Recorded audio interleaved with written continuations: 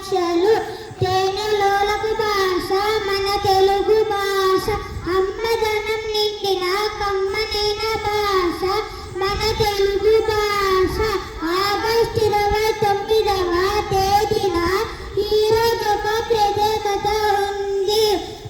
గురుగరంగ రామకూర్తి గారి పుట్టినరోజు.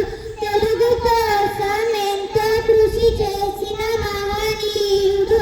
పాల కన్నా పంచదార కన్నా తేనె కన్నా తేనైన భాష తెలుగు. రాతలో అతి సుందరమైన భాష తెలుగు. తెలుగులో మాట్లాడే ప్రజలు ఎక్కువగా ఆంధ్రప్రదేశ్ మరియు తెలంగాణలో ఉన్నారు. అన్నం పెట్టేది ఆంగ్ల భాష కాదనను. పక్కవాడికి అన్నం పెట్టుమని చెప్పేది మన తెలుగు. నా తల్లిదండ్రులు నేర్చే తీయనైన భాష తెలుగు. నా ప్రియమైనటువంటి తెలుగులో నా ప్రియమైనటువంటి తెలుగు భాష.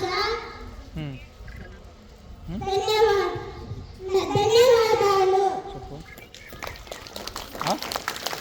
చెప్పవా?